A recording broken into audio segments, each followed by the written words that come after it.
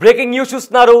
ధర్మస్థల కర్ణాటకలో ఉన్న ధర్మస్థల గురించి ఇప్పుడు దేశవ్యాప్తంగా సంచలనం రేపుతోంది. అయితే ఒక వ్యక్తి పోలీస్ స్టేషన్లో ఒక వాంగ్మూలం ఇచ్చాడు.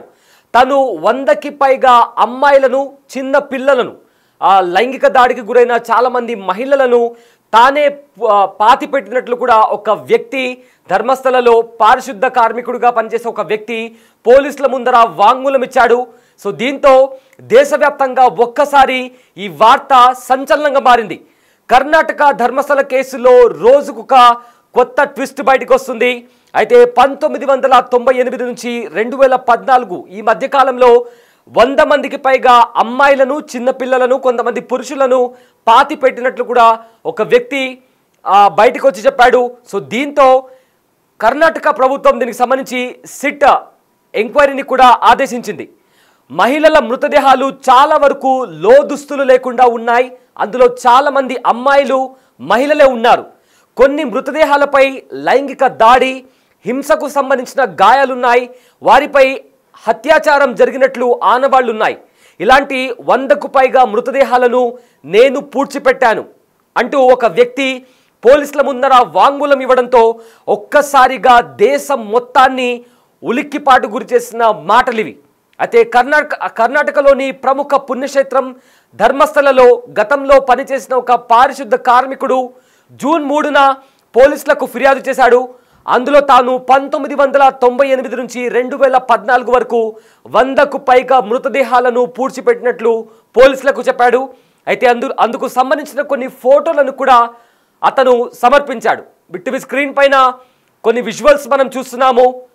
అతను ఏవైతే ఫొటోస్ పోలీసులకు సబ్మిట్ చేశాడో ఆ ఫొటోస్ మనం చూస్తున్నాము. అదేవిధంగా ఆ పారిశుద్ధ కార్మికుడు ఎవరైతే నేను 100 మందికి పైగా అమ్మాయిలను, మహిళలను పూడ్చిపెట్టాను అని చెప్పిన వ్యక్తి, వాంగ్మూలం ఇచ్చిన వ్యక్తి, అతని చేతిలో ఒక బ్యాగ్ ఉంది.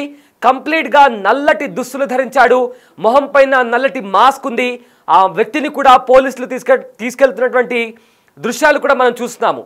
సో ఈ ధర్మస్థల అంటే ఇతను ఇచ్చిన స్టేట్మెంట్ 100కు పైగా మహిళలను, చిన్న పిల్లలను, అందులో ఎక్కువగా లైంగిక దాడులకు గురైన అమ్మాయిలు, ఎలాంటి దుస్తులు లేకుండా నగ్నంగా ఉండే అమ్మాయిలను నేను పూడ్చిపెట్టాను అంటూ కూడా ఇతను ఇచ్చిన స్టేట్మెంట్ ఇప్పుడు దేశవ్యాప్తంగా ఒక్కసారిగా ఉలిక్కిపాటుకు గురిచేసిన స్టేట్మెంట్ అది. సో దీంతో ప్రజెంట్ ప్రభుత్వం సిట్ విచారణకు ఆదేశించింది. ఈ ఘటన దేశవ్యాప్తంగా సంచలనం సృష్టించింది. ఈ దారుణానికి పాల్పడిన వారిని కఠినంగా శిక్షించాలని ప్రజల నుంచి తీవ్ర వ్యతిరేకత ఎదురవుతుంది.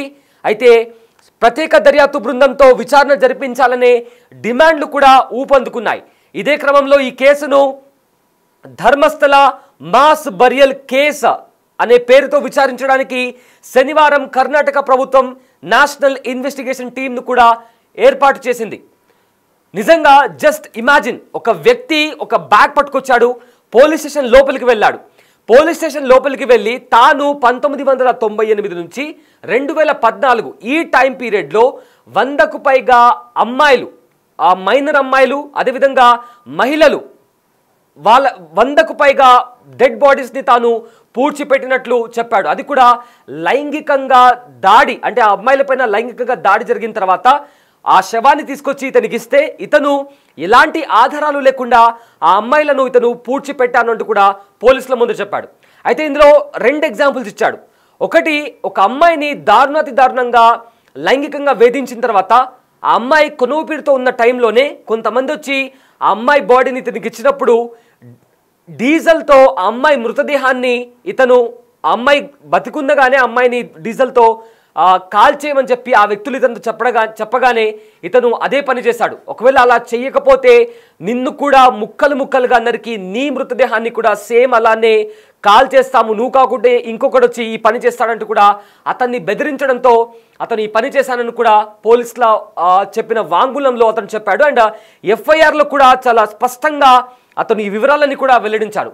సేమ్ ఇదే రకంగా 100కు పైగా మహిళలను, మైనర్ అమ్మాయిలను, అదేవిధంగా కొంతమంది పురుషులను కూడా అతను పాతి పెట్టినట్లు అతను పోలీసుల వాంగ్మూలంలో అతను ఇచ్చాడు. అండ్ ఎఫ్ఐఆర్లో కూడా అదే రాయడం జరిగింది. అయితే ఇన్ని సంవత్సరాల తర్వాత అతను ఎందుకు బయటకు వచ్చాడు, ఎందుకు చెప్తున్నాడంటే తను అలాంటి నేరాన్ని, అంటే ఆల్రెడీ ఒక నేరం జరిగింది, దాన్ని పోలీసులకు చెప్పకుండా ఈ రకంగా అతను ఆ పని చేశాడు కాబట్టి మానసికంగా నేను చాలా కుంగిపోతున్నాను, నాకు బ్రతకే హక్కు నాకు లేదు, అది కంప్లీట్గా నేను బ్రతకలేకపోతున్నాను, అందుకే నేను చేసిన తప్పుని ఏదైతే ఒక తప్పుని నేను కప్పిపుచ్చే ప్రయత్నం చేశాను, అది పోలీసుల ముందర చెప్తే తప్ప నేను బ్రతకలేనంటూ కూడా అతను పోలీసుల వాంగ్మూలంలో, అదేవిధంగా అతను రాసిన ఎఫ్ఐఆర్లో కూడా చాలా క్లియర్గా అక్కడ అతను మెన్షన్ చేశాడు. అయితే డీజీపీ ప్రణబ్ మహంతి నేతృత్వంలో ఐపీఎస్ అధికారులు ఎంఎన్ అనుచేత్, అదేవిధంగా సౌమ్యలత, జితేందర్ కుమార్, దయమా, వీళ్ళు ముగ్గురు కలిసి ఒక సిట్ టీంని వీళ్ళతో కలిపి ఒక సిట్ టీంని కూడా ఏర్పరిచారు. సో దీంతో వీళ్ళంతా కలిసి ఇందాక నేను చెప్పిన పేర్లు డీజీపీ ప్రణబ్ మహంతి, అదేవిధంగా ఐపీఎస్ అధికారులు ఎంఎన్ అనుచేత్, సౌమ్యలత, జితేందర్ కుమార్ వీళ్ళు విచారణ చేపట్టారు, అంటే అతన్ని ఇన్వెస్టిగేట్ చేశారు. అయితే చనిపోయిన వారంతా ఎవరు, ఏమాత్రం అనుమానం రాకుండా 100 మందికి పైగా మృతదేహాలను ఎలా ఖననం చేశాడు, ఇన్ని రోజులు మౌనంగా ఉన్న ఆ పారిశుద్ధ కార్మికుడు ఇప్పుడే ఎందుకు చెప్పాడు, ధర్మస్థల క్షేత్ర పవిత్రతను దెబ్బతీయడానికే ఇదంతా చేస్తున్నారా అనే వాదన ఏంటి, అంటే దానికి సంబంధించి ఇప్పుడు ఇన్ని రోజులు చెప్పకుండా ఇప్పుడు కేవలం ధర్మస్థల క్షేత్ర పవిత్రతను దెబ్బతీయడానికి మాత్రమే ఇలాంటిది ఒకటి తెరపైకి తీసుకొచ్చారా అనే వాదన కూడా తలెత్తింది. అయితే ప్రభుత్వం ఎవరినైనా రక్షిస్తోందా అనే ప్రశ్నలు కూడా ఈ కేసులో వ్యక్తమవుతున్నాయి. దీనికి సంబంధించి సిట్ అధికారులు కూడా డీప్గా ఇన్వెస్టిగేషన్ చేస్తున్నారు. అయితే ఈ కేసులో శానిటేషన్ వర్కర్ చేసిన ఫిర్యాదు, అందులో అతడు చెప్పిన విషయాలే కీలకంగా మారాయి. తాను చాలామంది ఆడపిల్లలను వాళ్ళ మృతదేహాలను నేత్రావతి నది సమీప ప్రాంతంలో ఖననం చేశానని, అందులో మైనర్లు కూడా ఉన్నట్లు చెప్పాడు. అయితే కొంతమంది బాలికలు పాఠశాల దుస్తుల్లో కనిపించినట్లు కూడా అతను చెప్పాడు. ఇంకొంతమంది మృతదేహాలు లోదుస్తులు లేకుండా శరీరాలపై లైంగిక దాడులు కొట్టినట్లు ఆనవాళ్లు కనిపించాయని కూడా చెప్పాడు. మహిళలపై ఎంత ఘోరమైన దాడులకు పాల్పడ్డారో దీన్ని బట్టే మనం అర్థం చేసుకోవచ్చు. సో అతను కొన్ని డీటెయిల్స్ చెప్పాడు. కొంతమంది మహిళల మృతదేహాలు అతని దగ్గరకు వచ్చాయి. అయితే వాటిని అతను చూసినప్పుడు ఆ మహిళల పైన లైంగికంగా దాడి చేసినటువంటి కొన్ని గుర్తులు, కొన్ని వెపన్స్తో, కొన్ని ఆయుధాలతో వాళ్ళను పొడిచినట్లు, అదేవిధంగా కొన్ని మృతదేహాలు అయితే ఎలాంటి దుస్తులు లేకుండా అతని దగ్గరికి వచ్చాయంటూ కూడా అతను చెప్పాడు. ఇంకా షాకింగ్, నాకే కాస్త భయం వేస్తుంది. కొంతమంది స్కూల్కి వెళ్ళే అమ్మాయిల మృతదేహాలు కూడా ఇతని దగ్గరకు వచ్చాయి. ఆ స్కూల్ యూనిఫామ్ అమ్మాయిల వంటిపైన కూడా ఉన్నాయి. చిన్న చిన్న పిల్లలు 14, 12, 15 సంవత్సరాల అమ్మాయిల మృతదేహాలు కూడా అతని దగ్గరకు వచ్చాయి. అయితే వాళ్ళ వంటిపైన కూడా లైంగికంగా దాడి చేసినటువంటి గుర్తులు ఉన్నాయంటూ కూడా అతను చెప్పుకొచ్చాడు. సో ఈ రకంగా అతను చెప్తుంటే ఎంతటి దారుణంగా అమ్మాయిల పైన దాడులు జరిగాయో, అంటే ఇలాంటి దాడులకు పాల్పడ్డారు కూడా మనకు అతను చెప్తున్న ఆ వివరాలను బట్టి చూస్తుంటే చాలా స్పష్టంగా అర్థమవుతుంది. అయితే దేశవ్యాప్తంగా ఇంత సంచలనంగా ఈ కేసు మారడానికి కూడా కారణం ఇదే.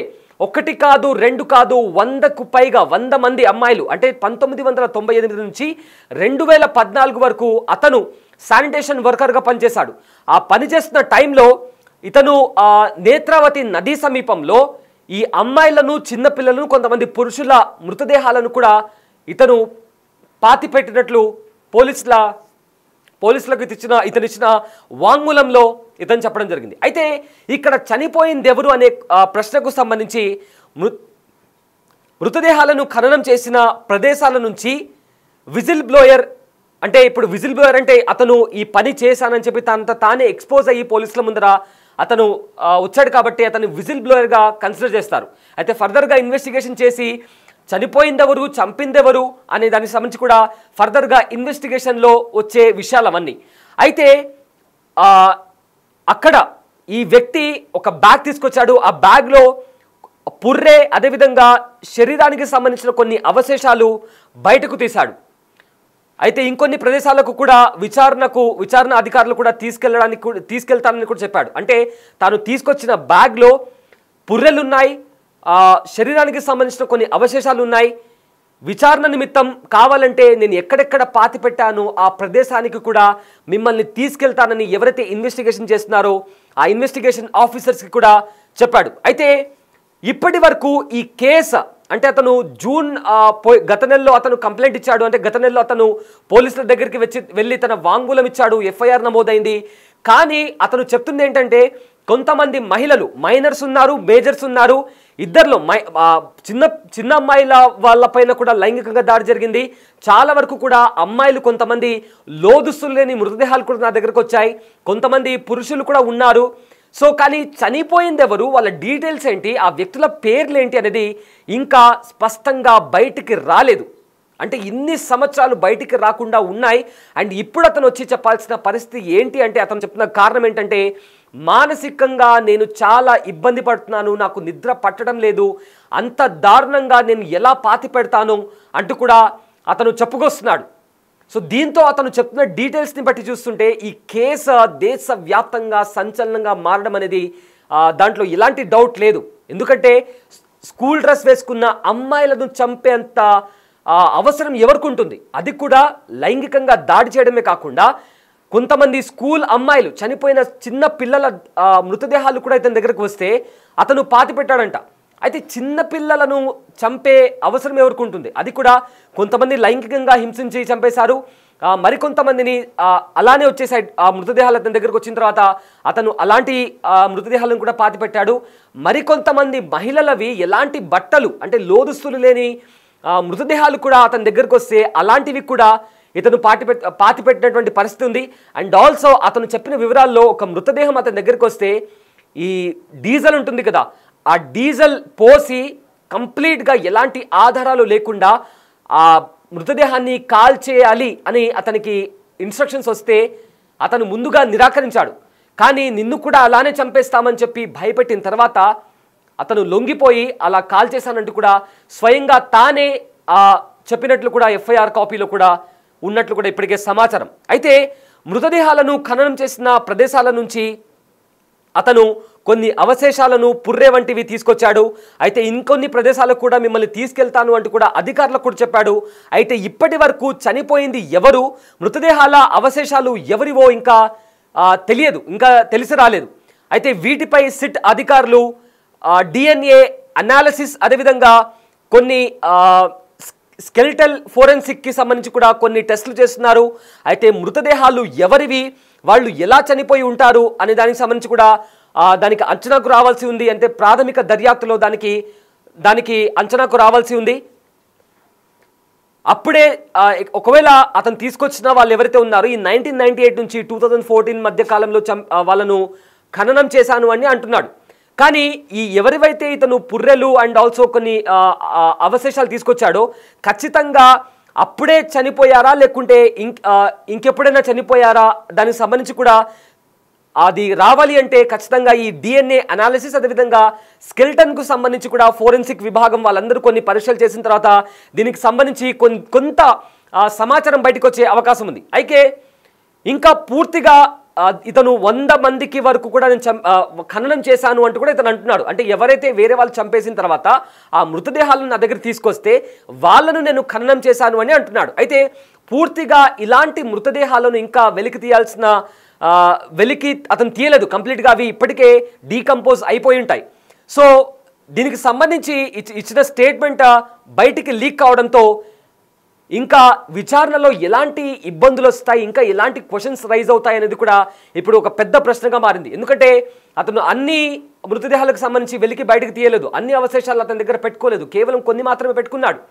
సో దీనికి సంబంధించి ఇంకా ఎలాంటి క్వశ్చన్స్ రైజ్ అవుతాయి అనేవి ఇక్కడ చాలా పెద్ద క్వశ్చన్ మార్క్. ఎందుకంటే ఒకరు కాదు, ఇద్దరు కాదు, ముగ్గురు కాదు, 100 మందిని నేను ఖననం చేశాను. అది కూడా లోదుస్తులు లేని మహిళలు, చిన్నపిల్లలు, స్కూల్ యూనిఫామ్లు ఉన్న చిన్నపిల్లల మృతదేహాలను నేను ఖననం చేశాను అని ఇతను చెప్తున్నప్పుడు ఎవరు చంపారు, ఎందుకు చంపారు, అండ్ చంపిన ఇప్పుడు ఏవైతే అతను అవశేషాలు తీసుకొచ్చాడో వాటి డిఎన్ఏ చేసిన తర్వాత వాళ్ళు ఎలాంటి సిచ్యువేషన్లో చనిపోయారు, ఇలా రకరకాల క్వశ్చన్స్ రైజ్ అవుతున్నాయి. అంటే ఈ కేసు ముందుకు వెళ్ళే కొద్దీ చాలా వరకు డీటెయిల్స్ ఇంకా బయటకు వస్తూనే ఉంటాయి.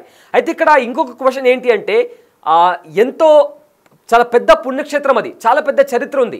అలాంటి చరిత్ర కలిగిన పుణ్యక్షేత్రాన్ని కావాలని ఎవరైనా పరువు అంటే ఆ చరిత్రకు సంబంధించి ఆ పుణ్యక్షేత్రానికి సంబంధించి అక్కడ ఏదైనా కాస్త ఇది చేయడానికి కావాలని ఇలా చేస్తున్నారా అని దానికి సంబంధించి కూడా ఒక క్వశ్చన్ రైజ్ అవుతుంది. సో ఇప్పటికే కర్ణాటక ప్రభుత్వం సిట్ను ఆదేశించింది. ఆ సిట్ దాంట్లో కూడా ఇప్పటికే కొంతమంది హైకోర్టు, సుప్రీంకోర్టుకి సంబంధించిన కొంతమంది న్యాయవాదులు కూడా దీనికి సంబంధించి కూడా వాళ్ళు కూడా వర్క్ చేస్తున్నట్టు తెలుస్తుంది. సో ఇప్పటికే కొన్ని ప్రశ్నలు రైజ్ అవుతున్నాయి. చంపింది ఎవరు, చనిపోయింది ఎవరు, అండ్ ఇన్ని రోజులు అతను ఎందుకు మౌనంగా ఉన్నాడు, అండ్ ఆల్సో అతను నేను చాలా ఖచ్చితంగా చెప్తున్నాడు ఎక్కడెక్కడైతే నేను పాతి పెట్టానో అలాంటి ప్రదేశాలకు కూడా నేను తీసుకెళ్తానని కూడా అతను విచారణలో భాగంగా అతను చెప్పాడు. సో దీంతో పోలీసులు అందులో ఉన్న అధికారులకు కూడా షాక్ గురయ్యే కొన్ని అంశాలు కూడా బయటకు వచ్చాయి. సో ఇంకా అంటే గత నెల అతను వాంగ్మూలం ఇచ్చాడు. అయితే కానీ ఇంతవరకు కూడా విచారించడానికి ఎక్కడైతే తను స్పాట్స్ చెప్తున్నాడో ఆ స్పాట్స్కి ఇంతవరకు పోలీసులు తీసుకువెళ్ళలేదనే ఒక వాదన కూడా వినిపిస్తుంది. పోలీసులు ఈ కేసుని చాలా స్లోగా తీసుకెళ్తున్నారు. ఇంతవరకు కూడా అతను ఏవైతే స్పాట్స్ చెప్తున్నాడో అలాంటి ప్రదేశాలకు ఇంకా పోలీసులు తీసుకువెళ్ళలేదు. ఇన్వెస్టిగేషన్ చాలా స్లోగా వెళ్తుందని కూడా కొంతమంది పోలీసులపైన అభియోగాలు మోపుతున్నారు. అయితే దీని కారణంగా ఎవరైనా అధికారులు కానీ పాలిటిషియన్స్ కానీ లేదా పలుకుబడి ఉన్న వాళ్ళని కాపాడే ప్రయత్నం జరుగుతుందా అన్న ప్రశ్న కూడా రైజ్ అవుతుంది. ఎందుకంటే ఆలస్యమయ్యే కొద్దీ ఎవిడెన్స్ను ఇప్పటికీ అక్కడ బాడీస్ అన్ని డీకంపోజ్ అయిపోయాయి.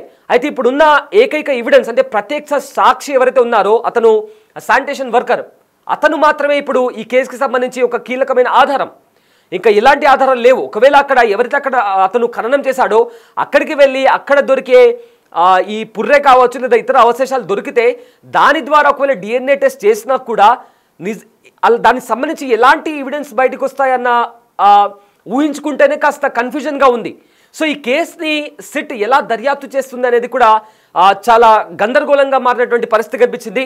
అయితే దీనికి సంబంధించి కూడా చనిపోయింది ఎవరు అని ఎవరు ఖచ్చితంగా చెప్పడానికి అక్కడ చనిపోయింది ఎవరు అని ఖచ్చితంగా చెప్పాలంటే ఆ DNA టెస్ట్ చేసిన తర్వాత దానికి సంబంధించి వాళ్ళ కుటుంబ సభ్యులు ఎవరైనా ఉంటే ఆ DNA మ్యాచ్ అయిన తర్వాత అప్పుడు ఆ వ్యక్తులు ఎలా చనిపోయారు, నిజంగానే వాళ్ళు న్యాచురల్ డెత్తా లేకుంటే ఎవరైనా చంపేశారా, ఇతను చెప్తున్నట్లుగా లైంగికంగా ఎవరైనా హింసించి చంపేశారా అనేవి కూడా మరిన్ని విషయాలు బయటకు వస్తాయి.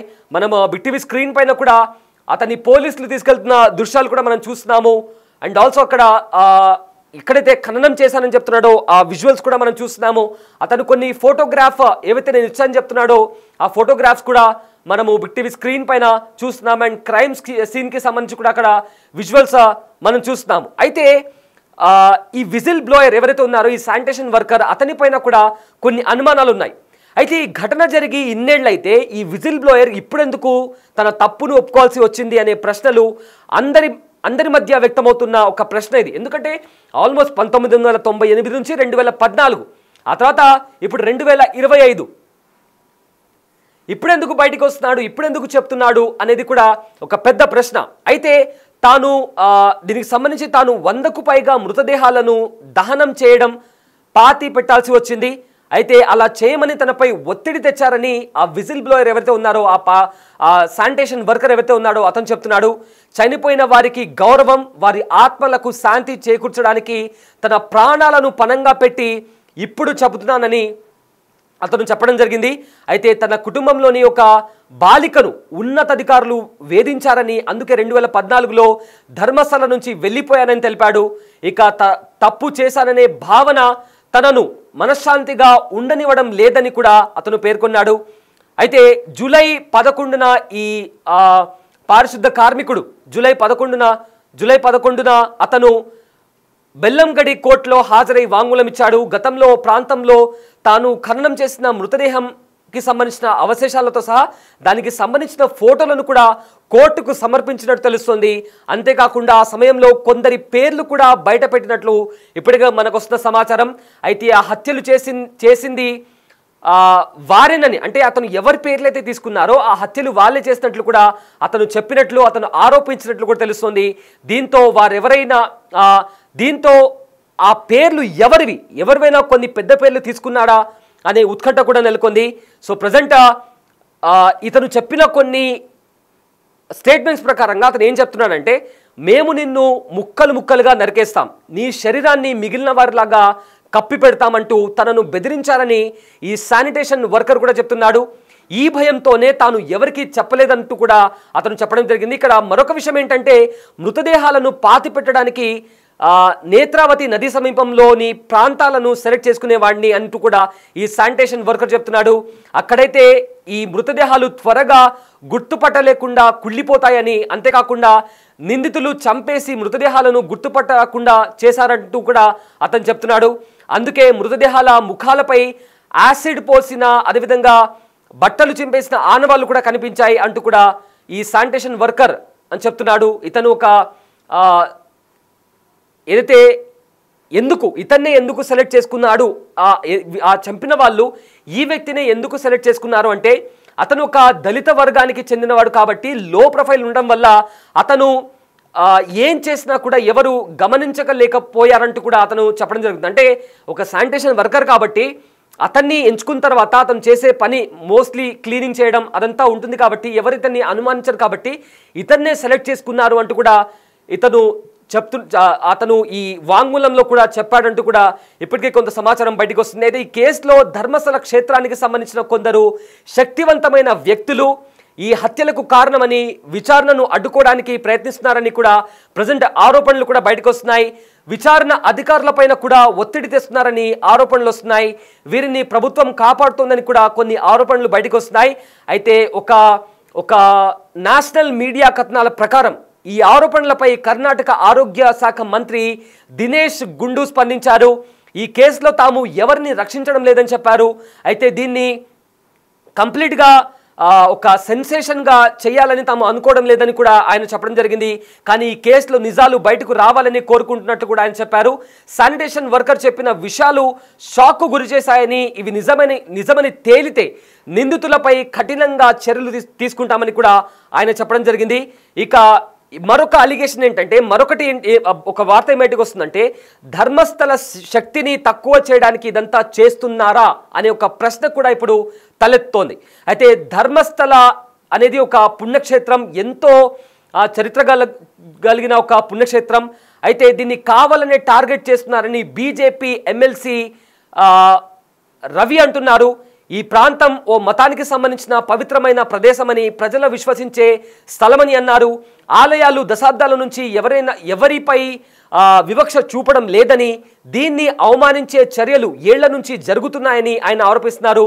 ఈ ప్రాంతం ప్రజల్లో సోదర భావాన్ని, భక్తి, సమానత్వాన్ని పెంపొందించేందుకే ఈ పుణ్యక్షేత్రం ఉంది. అలాంటి పుణ్యక్షేత్రం పైన కావాలని ఇలా కుట్రలో భాగంగా టార్గెట్ చేస్తున్నారంటూ కూడా ఆయన ఆరోపణలు గుప్పించారు.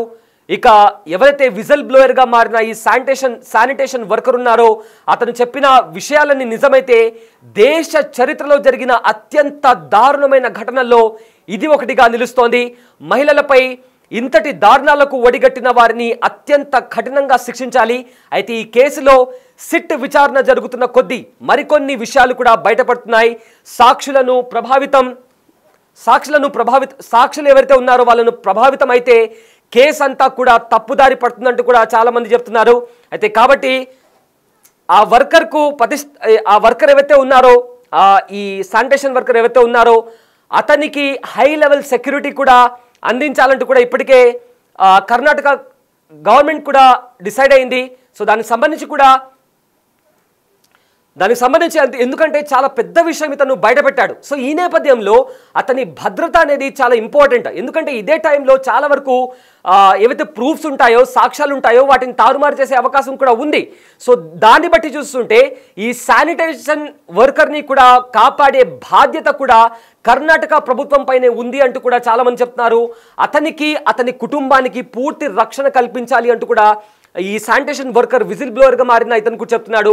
ఒకవేళ అతని కుటుంబాన్ని, అతనికి భద్రత కల్పిస్తే ఈ కేసుకి సంబంధించి, ఈ ఘటనకు సంబంధించిన పూర్తి వివరాలు, ఇంకా ఎవరెవరు ఇన్వాల్వ్ ఉన్నారు, కొంతమంది పెద్ద వ్యక్తుల పేర్లను కూడా నేను బయట పెడతానంటూ కూడా ఈ శానిటేషన్ వర్కర్ కూడా చెప్తున్నటువంటి పరిస్థితి కనిపిస్తోంది. అయితే ప్రజెంట్ ఈ కేసుకి సంబంధించి ఎలాంటి బయాస్డ్ లేకుండా కంప్లీట్గా ఈ సిట్ అధికారులు కూడా కంప్లీట్గా ఏ రకంగామైన వీళ్ళు ఒకరికి కాపాడాలనే ఉద్దేశంతో చేయకుండా కంప్లీట్గా ఫెయిర్ అండ్ ట్రాన్స్పరెంట్ వేలో ఇన్వెస్టిగేషన్ జరగాలంటూ కూడా ఇప్పటికే చాలా మంది డిమాండ్ కూడా చేస్తున్నారు. సో దీనికి సంబంధించి ఇప్పటికే కర్ణాటక గవర్నమెంట్ కూడా సిట్ని ఆదేశించింది. కర్ణాటక సీఎం సిద్ధరామయ్య కూడా దీని వెనుకల ఒకవేళ ఆ విజిల్ బ్లోయర్ ఎవరైతే ఉన్నారో అతను చెప్పేది నిజమని రుజువు అయితే దీని వెనుకల ఎంతటి వారున్నా వారిని కఠినంగా శిక్షిస్తామంటూ కూడా ఇప్పటికే సిద్ధరామయ్య కూడా చెప్పారు. అయితే ప్రజెంట్ ఈ కేసు ఏదైతే ఉందో ధర్మస్థలకి సంబంధించి దేశవ్యాప్తంగా సంచలనంగా మారింది. రోజుకు ఒక కొత్త విషయం బయటకు వస్తుంది. సో రాబోయే రోజుల్లో దీనికి సంబంధించి ఎలాంటి విషయాలు బయటకు వస్తాయో వేచి చూడాలి.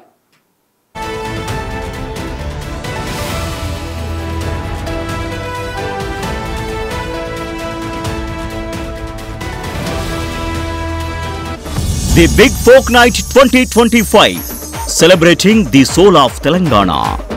ఆగస్టు 23 సాయంత్రం 6 గంటల నుండి ఎల్బీ స్టేడియంలో. టికెట్స్ బుకింగ్ కోసం ఎంట్రీ వాలా యాప్ను డౌన్లోడ్ చేసుకోండి.